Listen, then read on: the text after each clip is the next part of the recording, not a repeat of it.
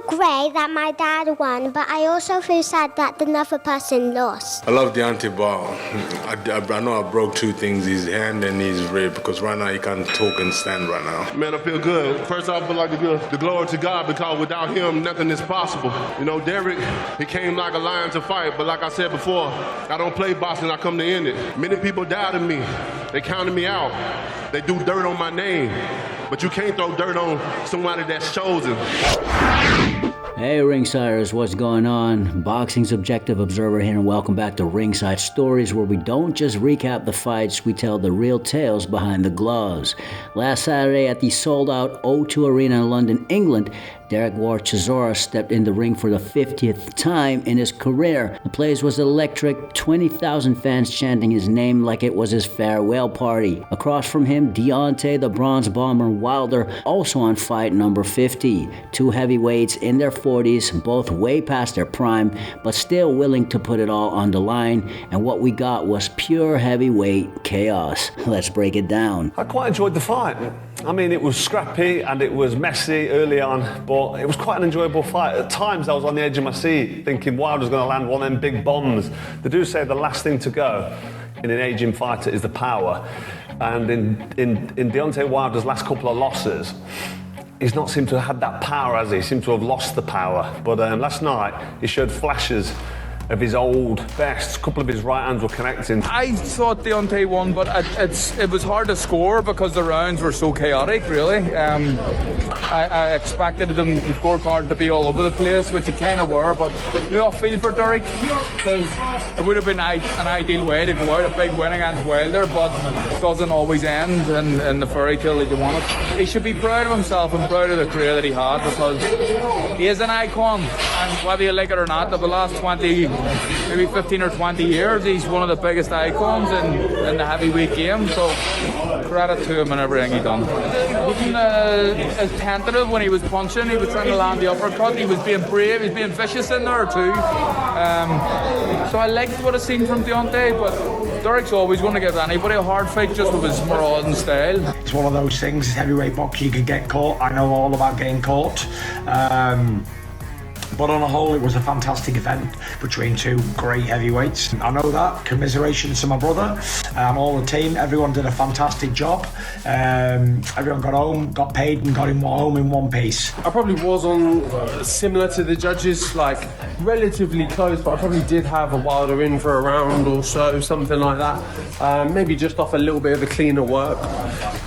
So yeah, look, I would have loved for Derek to go out on a win and go off kind of with his moment in his time and what I would call kind of his arena as well. The fight itself was short on technique but long on heart, exactly what you expect when two old war horses collide. Wilder took a split decision, but the scorecards don't tell half the story. Chisora came forward like he always does, pressure, heart, with that unbreakable chin. He stunned Wilder in the fifth, had his moments, and on the other hand, Wilder dropped Del Boy twice, including that wild 8th round where Derek Chisora went clean through the ropes. When you take a step back and have a look at it, you just say to yourself, Deontay Wilder was winning the fight. He was catching Chisora with the cleaner shots. He was controlling the pace a little bit better. Chisora not really landing anything clean or clinical. It was just messy and scrappy and mauly, and he got tired as it got on as well. I mean, fair play to both of them. They both went the distance, both went 12 rounds. Both guys were buzzed, breathing heavy, swinging wild by the later rounds. It was sloppy, it was messy, but it was beautiful. Now let's talk refereeing, because man, it was rough. Referee Mark Bates let things get out of control, illegal shots, clinch chaos, corner interference. If the ref was fair, you're looking at a 3rd round stoppage.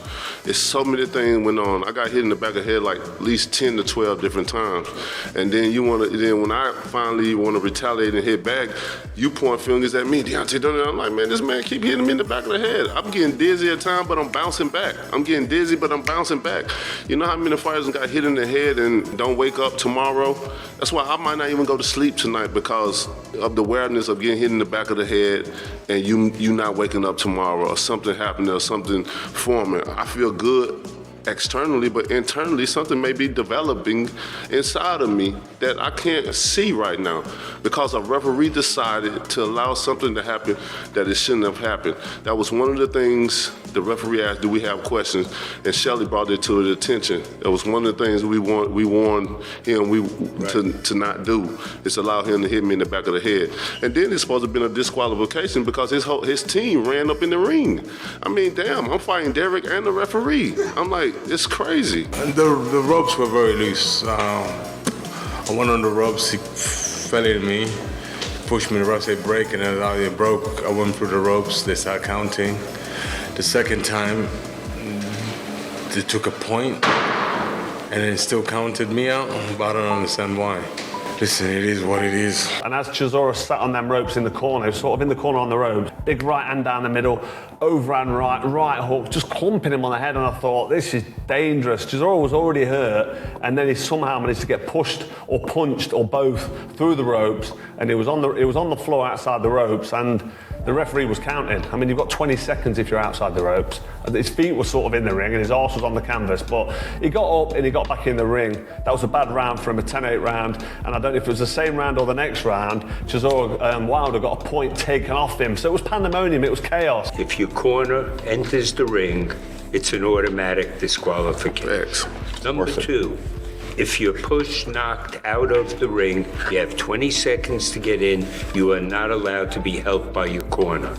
3, if you get hit and you're falling and you grab the rope, it's an automatic 8 count. 4, if you get hit after it's stopped, it's up to the discretion of the ref to take a point off. He takes it off him, but he doesn't treat fair. Number 5, when Derek went back and touched side, a ref, that's not allowed. You either stop the fight or you don't interfere. These are rules of the game, and they can be checked. And I'm glad my guy won because I was afraid he was going to get robbed. The British Boxing Board of Control cleared him quick though, but Ringsiders, we all saw it. Poor control in the fight, this emotional, that's not a good look. The bottom line though, Wilder was the right man to win. He landed the cleaner, heavier shots, plus those 2 knockdowns, even though at least one of those knockdowns was questionable. Derek Chisora, well, he went out swinging on his shield, sold out the O2, 50 fights deep, still giving fans memories. That's legendary. So what's next? Well, forget about the real contenders in the heavyweight division right now. Wilder has no business fighting the likes of Ajit Kabayel or Moses Atoma. Forget Alexander Usyk, even though he has called out Deontay Wilder not too long ago, but that's a total mismatch at this stage. Usyk is levels above Wilder, and it does nothing for either man's story. Sure, there could be some front crossover money, misfits boxing, maybe even Francis Ngannou in Africa. Those would print cash, possibly. But the only fight that actually makes sense, the one that people still crave, is Anthony Joshua. After the fight yesterday, when Deontay Wilder walked from the ring, AJ was stood there looking a bit weird and a bit like confused, like, am I going to do anything? Am I not going to do anything?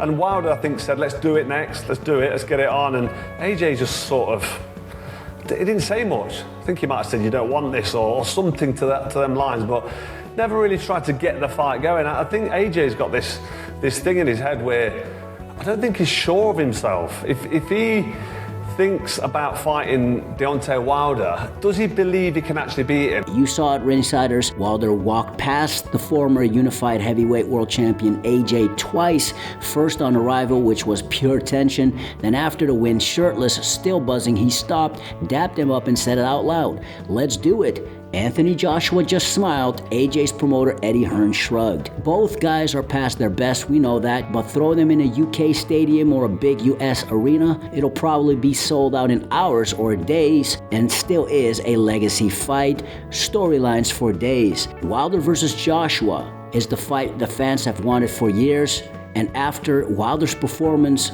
against Derek Chisora with that call-out, Anthony Joshua versus Deontay Wilder feels closer than ever before. Hey AJ, how are you?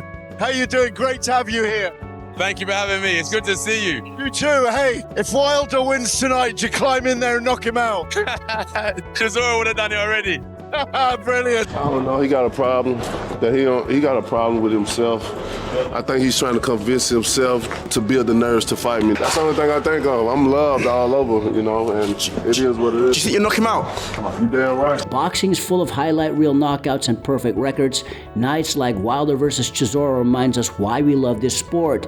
Two older lions past their prime, still stepping up, still giving fans their all, still showing respect in the trenches. This is what keeps the heavyweight division alive. Shout out to Derek Chisora, retire with your head held high. Deontay Wilder, keep that fire burning. And AJ, you heard the man, let's make it happen. But what do you think, Ringsiders? Is Wilder versus Anthony Joshua the fight we need in 2026?